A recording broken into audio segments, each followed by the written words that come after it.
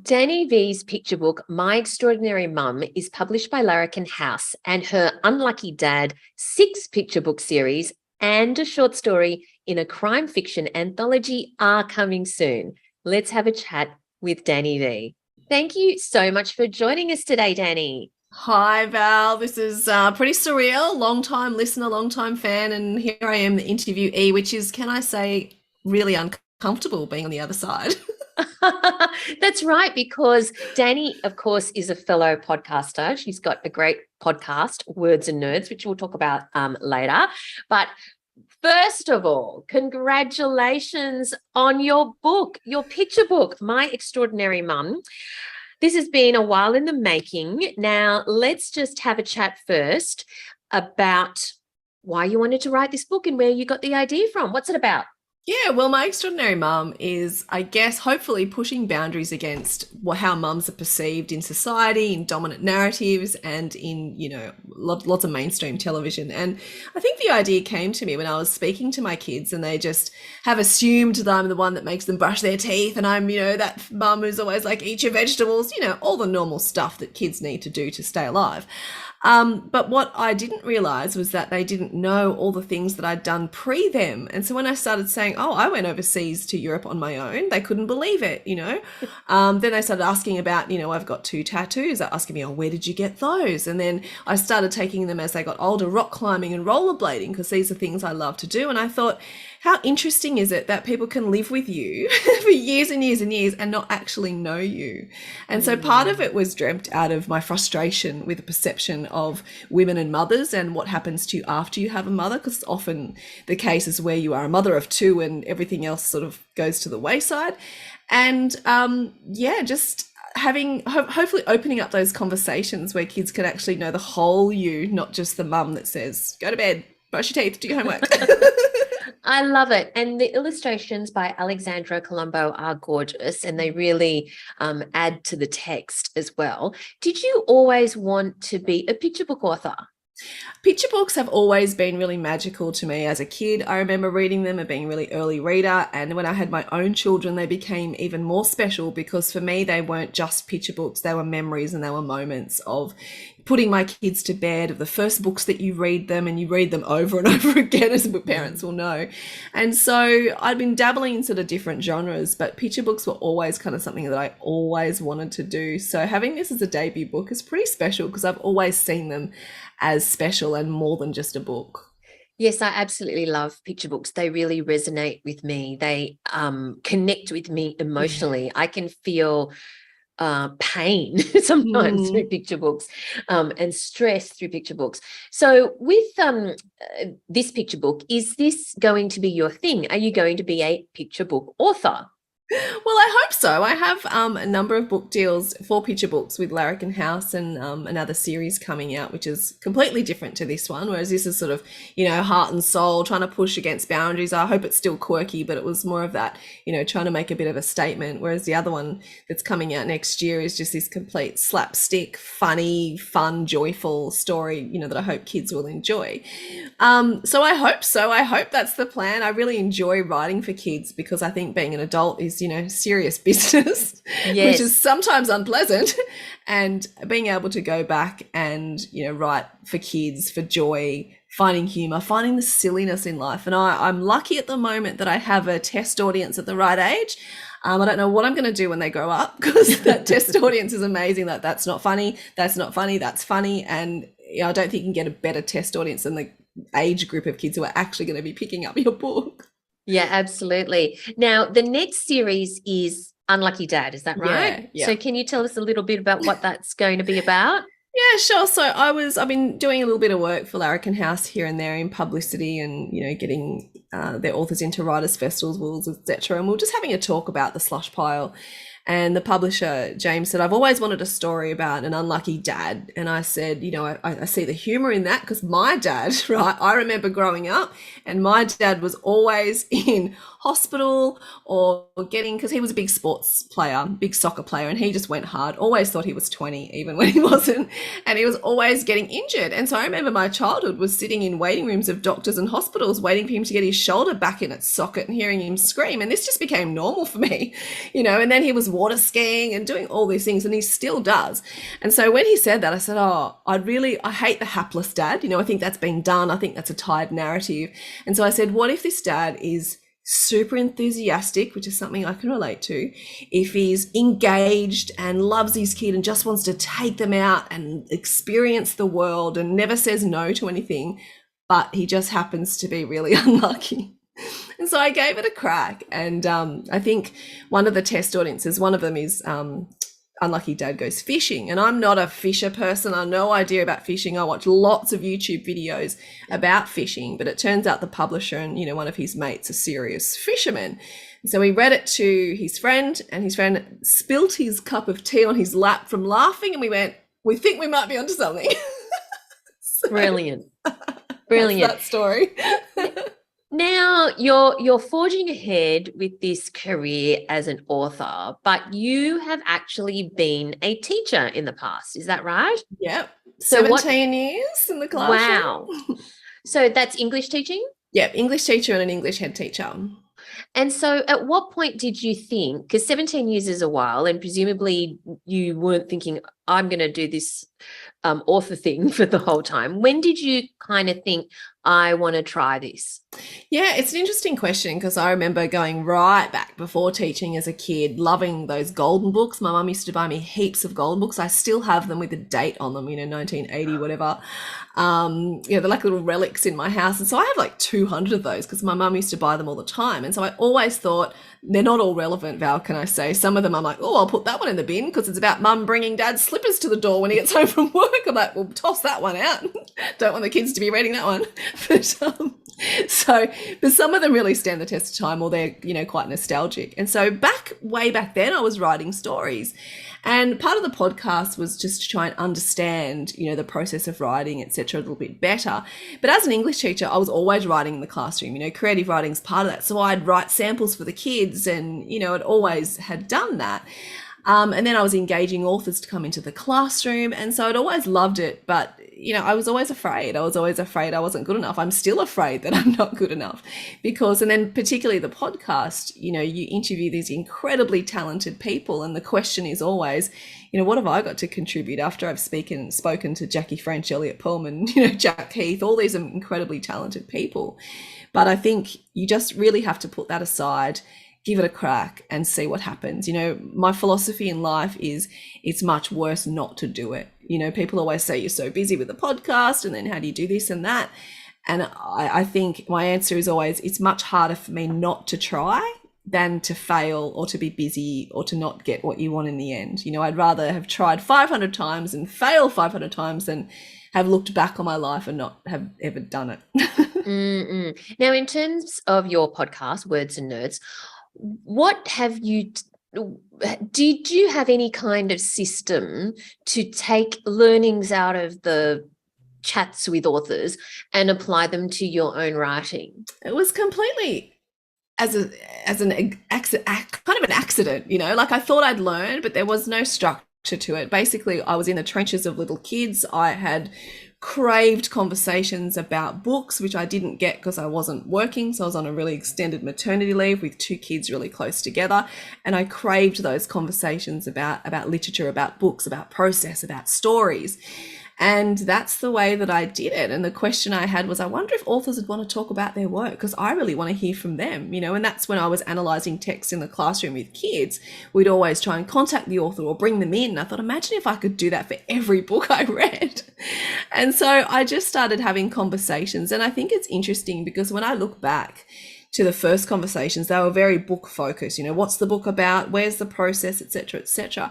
And as the podcast has evolved, it's more conversations. Yes, it's about the book, but it's also about, where your inspirations come from and what is life like a writer and how did these ideas come to you and how does that help you, see yourself? So the conversations have kind of evolved from, that big picture of where the literature comes from in themselves. Because I think, you can read your book, and I always think that once art is into the world, it doesn't always belong to the person who created it anymore. It creates to the observer or the reader as well. And so I really like that insight into, the artist's mind. So yeah, I just really crave those conversations. And look, I didn't know if anyone would listen. I thought, yeah, maybe my mum might give it a crack every now and then. But, as you probably well know yourself, the pandemic really helped, I think, lift podcasts. And I think people were searching for connections. And, that was one way of getting connections when you were trapped in your house. So let us talk about how you fit it in, because that is a valid question from your friends, because you do work still, but you're writing all these picture books now. You've got more coming out apart from My Extraordinary Mum. You are very busy. You've got your own podcast. What does your week look like? When, or more specifically, when is it that you do the writing? Yes, I really had to put specific time away for that, because that's the thing that can be put aside continually, because you have to pick up your kids, you have to cook them dinner. Of course, I want to as well, but they have to. You have to go to work if I want to keep feeding my children and myself and living in a house. And so I've really had to carve out time for that. And the podcast, as you would well know yourself, gets quite demanding. So you get a lot of emails, a lot of pictures, and you want to say yes to as many people as you can, because it's a really hard industry, and I know that myself, that, not many people care that you've written a book. So it's really nice when someone does and they take the time. So I've really had to pull back a little bit on the podcast, and that's why I've had lots of people do takeovers and spin-offs, because I don't actually want to create all the content. I think it's good to have variety for my podcast. And so I've had to carve out times where I'm like, okay, this is going to be my uninterrupted time where I write. And I do put my kids to bed early, A, because they need it, B, because it really works for my life. What time is that? 7:30. Okay, so when you say you've had to carve out time, yep, is it a set time each week? When is it? It's usually around that sort of put the kids to bed, and then before I sort of go and do something else. So at that 7:30 to 9 p.m. time, when I'm not podcasting, I podcast 2 nights a week. And I really love when I can write in a Saturday or a Sunday morning. And my kids are pretty self-sufficient now, so they can get up, they can grab something to eat, they can do their thing. And so I often just stay in bed, grab my laptop, and that's my favorite time to write. First thing in the morning on a weekend. That's when I seem to be in bed. In bed.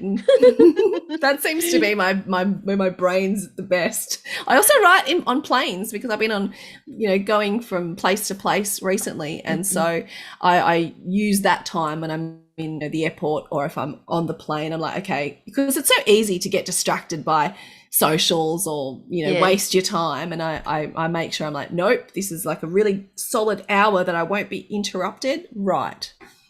Okay, so obviously My Extraordinary Mum is out. You are currently writing the Unlucky Dad series. What method do you have for that, in terms of, do you know all of the things that are going to happen? Do you outline first? What happens? I like to use pen and paper still for my very first drafts. I like to do that, and I just like to make a mess. So I have this gigantic mind map, and this is a lot of my writing process is thinking, right? So I reckon 70% of it's just thinking, and then I'll like research and look up YouTube or whatever I need to do to get the picture of what I'm looking for. And then I'll get my piece of paper and my pen, and I will just mind map. And then, because with these kind of picture books, the ante has to be upped as you go along. And then I start ordering the ideas that I have, obviously they get worse and worse and worse, or more ridiculous as you go along. And then I start divvying them up into stanzas. So then it starts to get a bit structured. So first it's great, because it's all this great brainstorming, and my page is a mess and no one else would understand a word on it, but that's how my brain looks. Then I start to get structured and go, okay, how many spreads am I going to have? Is it 24 or 32? What's my rhyme scheme? Is it going to rhyme? And then I start slotting it into the stanzas. And I spend a lot of time, if I'm rhyming, My Extraordinary Mum is in prose, but I'm still really obsessed with rhythm. Because I've read a lot of poetry in my life and taught a lot of poetry, but My Unlucky Dad is in rhyme, and so I spend a lot of time on RhymeZone and synonym.com, and sometimes, this is ridiculous, but it can take me half a day to get a stanza or 2 lines that I love, because I've looked up 10 synonyms and I've gotten rhyming words for all of those synonyms, and then I'm trying to put it together like a puzzle. But when you do get that line that works, it's such a gift, so I don't care how long it takes me. I know if I pursue it and persist, it'll probably happen. And that's so true. When you say it can take all day to get 2 lines of rhyme, because people think that rhyme is easy, or not easy, but they think, oh, it just needs to rhyme, but it can't just rhyme. It's actually the choice of words, if you do rhyme, is so important that it is very, very, very difficult to do. It is. well. Mm-hmm. And I think it makes complete sense that your first picture book is in prose, because so many people try to do the rhyming thing first, and quite frankly, they fail. Because they actually are focusing on the rhyme and not on not the story. Yeah. And with Unlucky Dad, it was a bit different, because I tried it in prose because my extraordinary mum was in prose. I thought, I'll just start it in prose. But I found I wasn't as funny in prose, because, Extraordinary Mum is, a bit quirky, but I wouldn't say it's sort of got what I'm hoping to achieve with the Unlucky Dad series, is that kind of more laughing sort of experience, hopefully. And I found that when I moved it into rhyme, I was like, oh, there's the humor. Like, I found the humor. So it's in like the rhythm and the beats and, the time you spend rhyming and unexpected things that wouldn't have come from your head. And you see it on the page with all your synonyms and you're like, oh, that's the word. Like, I wouldn't have thought of that. So, that process actually does help you expand what your own mind already knows. Yes. And that makes perfect sense, because you had that grounding in prose in your first book, because it's just, I really, see a lot of authors try to do rhyme first, and it just doesn't quite work. I think you're right. I think people underestimate how painful and how long rhyming should take. Yes. Okay. So in terms of the combination of things that you do, because you're working, you're doing all these things, you've got a family to be responsible for. What are you working towards? What's the Grand Master Plan? Wow, that is an amazing question, which I'm not sure that I have the answer to, and I might just find the answer in the next 5 seconds. I think my life has been better when I've said yes to things, and so do I want to write a picture book? Yes. Do I want to go rock climbing? Yes. Do I want to do this? Yes. And sometimes it doesn't always work out, right? Sometimes you think, nope, that's not for me, but at least I've tried it. So I think for me, if I'm looking at everything, obviously, like, I'd love to be an author until, I'm 101, because that has been a real bucket list goal for me. But I think if you're talking overall, I kind of just want to have the best kind of life experiences as you can. And I'm the worst person for FOMO, because I'm like, I want to try that. And I'll be walking down the street and someone will be doing something cool. But I want to try that. I want to try that. I want to try that. I'm not saying this is a good quality, Val, but my brain is kind of that, let's just do this. And, I guess that's why, I've been bungee jumping and I've traveled and I've done some things that take me out of my comfort zone. And like I said, they don't always work out. But I like the idea of just saying yes to life. And I think once I clicked my brain over to just say yes to life, because, it's no secret that I've experienced, pretty bad anxiety throughout my life and still do. And anxiety is based so much on fear. And I could easily say no to everything because I'm literally afraid of everything. I don't know that my personality shows that, but inside I'm just afraid of everything. And so I think saying yes to everything forces you to stop being afraid and go, just do it. What's the worst that can happen? And look, bad things can happen if you go bungee jumping or if you go rock climbing, but you just got to say yes anyway and take those, take those risks. If you go bungee jumping and they've tested everything, it's kind of like a risk that is a thought out risk. I'm not jumping off the roof of my house. Okay. I love that attitude. So, I have no doubt My Extraordinary Mum is going to be super successful. It's such a great book and it's such a great idea. And I can just see so many people buying it for their kids. Thank you. So tell, and now, as we said, you're busy writing your next lot of books. Tell us then, what are your top 3 tips for aspiring writers who want to be who want to be saying yes to one day being in a position where you are? Well, I feel like a bit of a fraud with one book out in the world. So I just want to put that little disclaimer in that you can totally discount my tips if you like, because I have one book so far to prove for it. But I always loved what Trent Dalton said, and this really resonated with me, and this is what formed this book. And he just said, all the technical stuff's great, but you got to put your heart and soul on the page.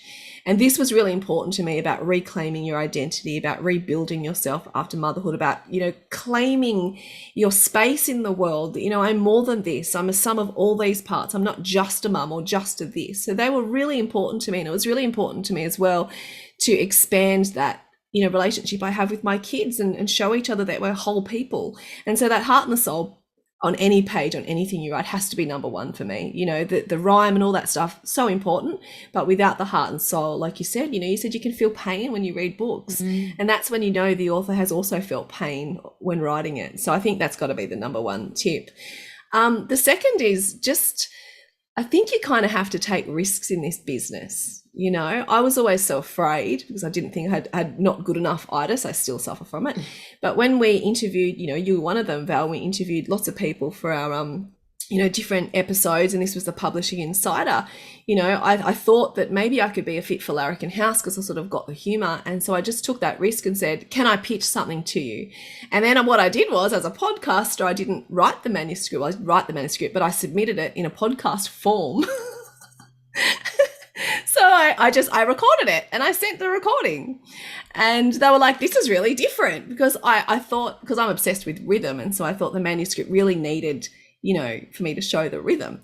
And so calculated risks can be good, because that was something that stood out to this particular publisher. I'm not saying that you should recite and record 90,000 word crime novel. Don't at all. Don't ever do that.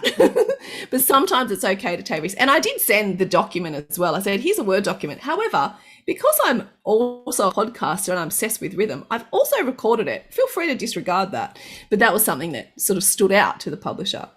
And I think the next thing is community. Like, you will not get a better community than the writing community, than so particularly the Kidlit community. And you just have to get yourself into it. And if you don't want to start a podcast, just go to literary events and talk to people. Yep. How excited are authors when you come up and go, I just loved your work. That's the best thing you could ever say to a creator.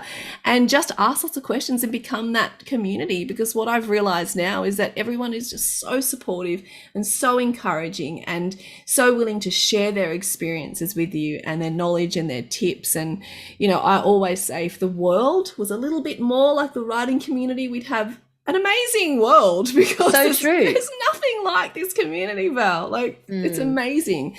And that's why I've always been a cheerleader of everybody's work, as you have on the podcast, because why not celebrate everything? I hate those conversations about, what should we celebrate? I know everything. I love it. That is so true, what you're saying about the writing community. It's one of the most supportive and nurturing and lovely communities out there. And there's nothing to lose to become a part of it, because everybody is so encouraging and motivating, and really do want to cheer you on. And you've been such a important part of it as well. So I think that your book, My Extraordinary Mum, is awesome. Absolutely loved it. Loved the text. Loved the illustrations. Congratulations. And thank you so much for your time today, Dani. Well, I can't thank you enough for having me on. It is still surreal when you've been listening to you and your podcast and all the incredible people you've got on. And here I am. Everywhere I go now, I feel like a fraud. I went into Booktopia and went, I don't belong here. So I'm still getting over everything. But thank you so much for your time. It's very much appreciated.